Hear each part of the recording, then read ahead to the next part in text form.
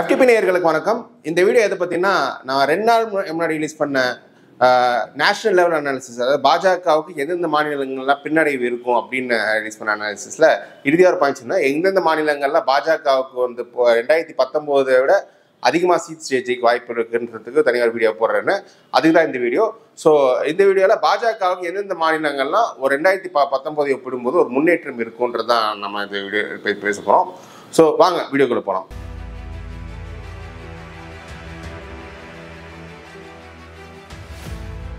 முதல் மாநிலம் எதுன்னா வடகிழக்கு மாநிலமான அஸ்ஸாம் மாநிலம்.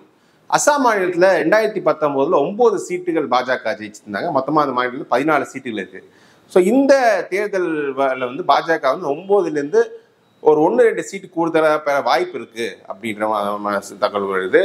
இல்லை காங்கிரஸ் ஒரு சர்ப்ரைசிங் பர்ஃபார்மன்ஸ் பண்ணி கூட பாஜக 9 சீட்லேயும் நிறுத்த கூட அதுக்கும் வாய்ப்பு இருக்குன்னு சொல்லுவோம். பட் ஆனால் அங்கிருந்து வர கருத்து கணிப்புகள் பெரும்பாலும் பாஜகவுக்கு வந்து 10 சீட்டு மேலே வந்துடும் அப்படின்ற மாதிரி தான் தகவல்கள் எடுத்து. இதுக்கு என்ன மெயின் ரீசன்னா, நீங்கள் 2019 அப்புறம் அஸ்ஸாமில் வந்து ஒரு தொகுதி மறுசீரமைப்புன்ற டிலிமிட்டேஷன் வந்து நடந்துச்சு.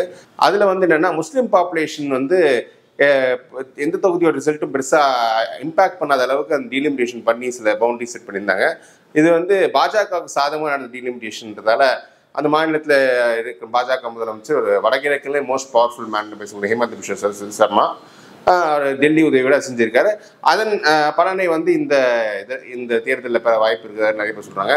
இதில் பக்கத்து மாநிலத்தில் இந்த மணிப்பூர் பிரச்சனை எல்லாம் இங்கே பெருசாக இம்பாக்ட் இருக்காதுன்ற மாதிரி தகவல் வருது. ஸோ அஸ்ஸாமில் பாஜகவுக்கு ஒரு முன்னேற்றம் இருக்கும். அடுத்து நம்ம தெற்கு வந்தோம்னா தெலுங்கானா மாநிலம்.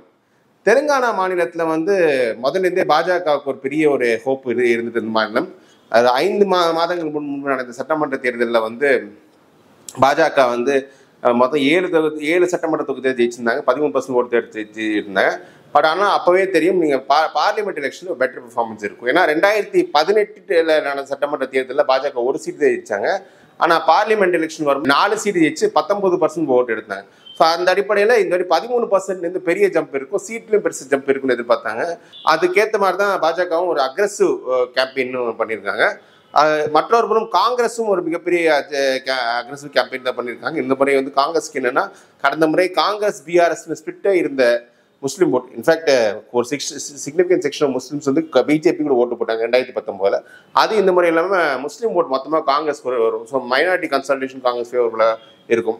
ஆனால் பிஜேபிக்கு பெரிய அளவுக்கு இங்கே தெலுங்கானாவில் ஹெல்ப் பண்ணதுன்னா, அந்த சந்திரசேகர் ராவன் பிஆர்எஸ் கட்சி வந்து போட்டியே போடாமல் அவங்க வந்து ரொம்ப வீக்கான ஒரு ஃபைட்டு கொடுத்தது தான். வந்து பல தொகுதிகளில் வந்து கேண்டிடேட் போட்டு அந்த கேண்டிடேட் நாங்கள் கண்டெஸ்ட் பண்ணலாம்னு சொல்லி வரவே போனாங்க.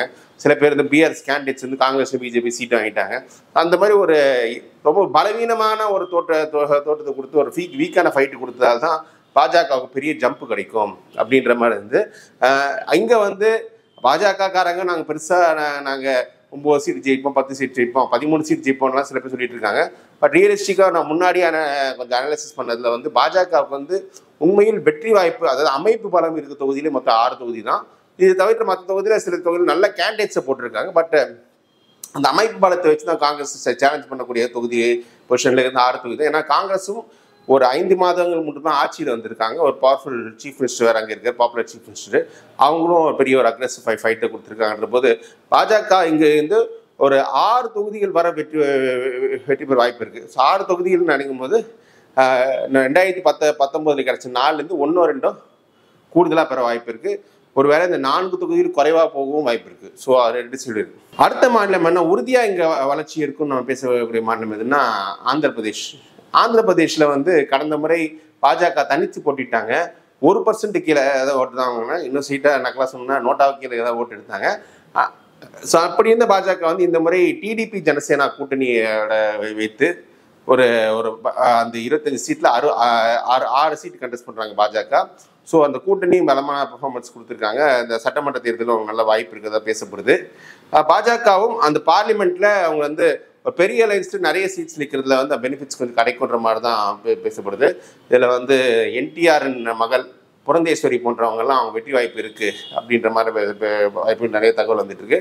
அந்த அடிப்படையில் பாஜகவுக்கு வந்து ஒரு டிடிபி ஓட்டு கொஞ்சம் ஆவரேஜாக டிரான்ஸ்ஃபர் ஆகி வந்தால் கூட 2 to 3 சீட்டு ஜெயிக்க வாய்ப்பு இருக்குது.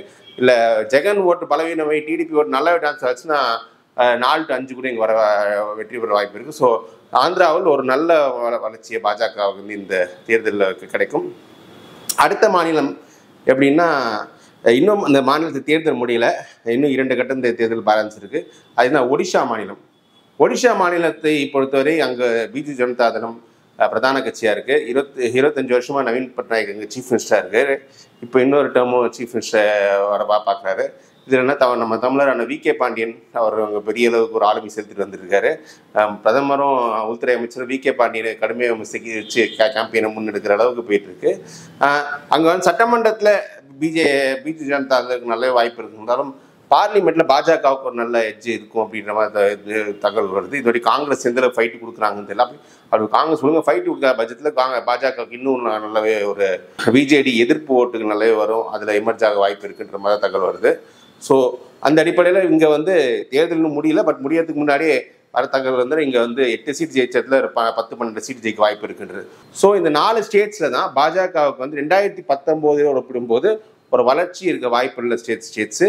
4 ஸ்டேட்ஸ்லையுமே அந்த வளர்ச்சி வராமலே போகலாம். பட் அப்படியே வந்தாலும் இது 10-15 சீட்டுக்குள்ள தான் இந்த வளர்ச்சி இருக்கும். இதே கர்நாடகா, மகாராஷ்டிரா, நம்ம போன வீடியோவில் பேசுன மாதிரிலாம் ஸ்டேட்ஸ்லாம் நல்ல ஒரு பின்னடைவு இருக்குன்ற மாதிரி டாக்ஸ் இருக்குது. அந்த பின்னடைவை நிச்சயமாக இந்த 10-15 சீட்ஸால் ஈடுகட்ட முடியாது. ஸோ அந்த அடிப்படையில் பாஜகவுக்கு வந்து அந்த 303 ஒரு நல்ல குறைவே வாய்ப்பு இருக்குது. அப்படி வளரணுன்னா ஒரு 2 ஸ்டேட்ஸு, அதை பற்றி நம்ம இது வரைக்கும் டிஸ்கஸ் பண்ணல. நம்ம மேபி நம்ம வந்து அடுத்த வாரம் ஒரு வீடியோ போடும்போது சொல்கிறேன். ஆனால் அந்த 2 ஸ்டேட்ஸ் ஒரு கிரே ஏரியா வச்சுருக்கேன். அது என்ன, உத்தரப்பிரதேஷ் அண்ட் வெஸ்ட் பெங்கால். இந்த 2 ஸ்டேட்ஸ் சேர்த்து கிட்டத்தட்ட 122 சீட் இருக்குது. இந்த 2 ஸ்டேட்ஸில் இன்னும் ஃபைனல் நம்பர்ஸ் நம்ம சரியாக தெரில. ஒருவேளை பாஜகவுக்கு இங்கே வளர்ச்சி கிடச்சிச்சுன்னா உறுதியாக அவங்க வந்து நான் போன வீடியோவில் லிஸ்ட் பண்ண அந்த 6 ஸ்டேட்ஸில் கிடைக்கிற பின்னடைவை வந்து சரி கட்டி இங்கே நல்லாவே எமர்ஜ் ஆக வாய்ப்பு இருக்குது. ஒருவேளை இங்கேயும் அவங்க வந்து ஒரு பின்னடையை சந்திச்சுட்டாங்கன்னா இந்த 6ஓட சேர்த்து 8 ஆகிடுச்சுன்னா பாஜகவுக்கு வந்து தனி மெஜாரிட்டி கிடைக்கிறதே கஷ்டம்ன்றது. இதை பற்றி நான் தெளிவாக வீடியோ அடுத்த வாரம் நான் பண்ணுறேன். ஸோ இது வரைக்கும் நினைச்சது ரொம்ப நன்றி.